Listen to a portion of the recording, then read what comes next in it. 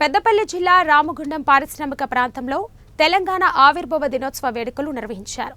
ప్రభుత్వ, ప్రైవేటు కార్యాలయాలతో పాటు సింగరేణి బొగ్గు గనులపై మువ్వెన్నెల జెండా రెపరెపలాడింది.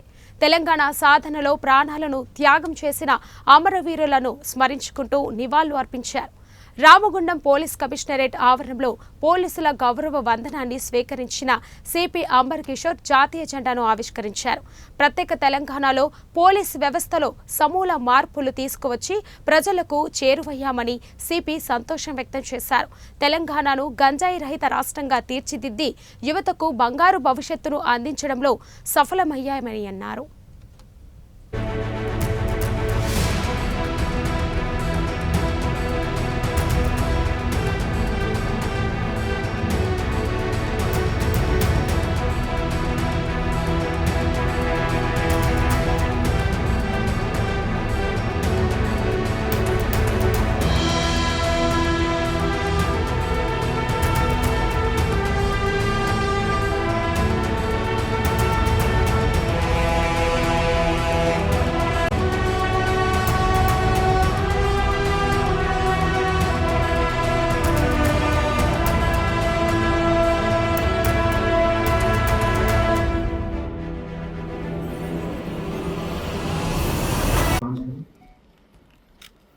సెకండ్ జూన్ తెలంగాణ ఎస్పిరేషన్ కి రియలైజేషన్ డేట్ ఉంది.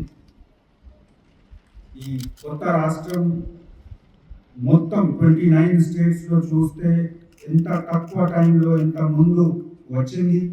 ఈ అన్ని మన తెలంగాణ రాష్ట్రంకి సక్సెస్ కి కారణం ఇక్కడ ఉన్న జనాలకి పరిశ్రమ.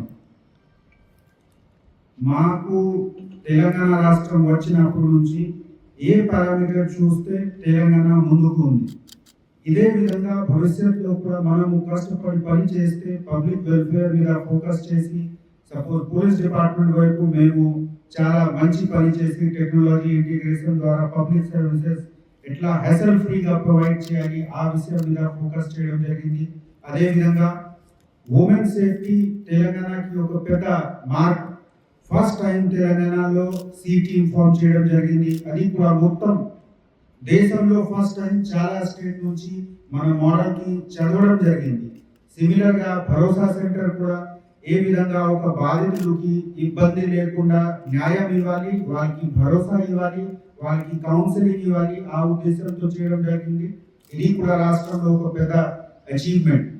సో ఇదే విధంగా మన రాష్ట్రంలో ఎక్కడ కూడా అసాంఘిక ఎక్స్ట్రీమిస్ట్ లేకపోతే టెర్రరిస్ట్ యాక్టివిటీస్ లేకుండా పీస్ఫుల్ గా 11 ఇయర్స్ నుంచి మనము సిస్టమ్ నడిపిస్తున్నాము. పోలీస్ డిపార్ట్మెంట్ తో వేరే సివిల్ డిపార్ట్మెంట్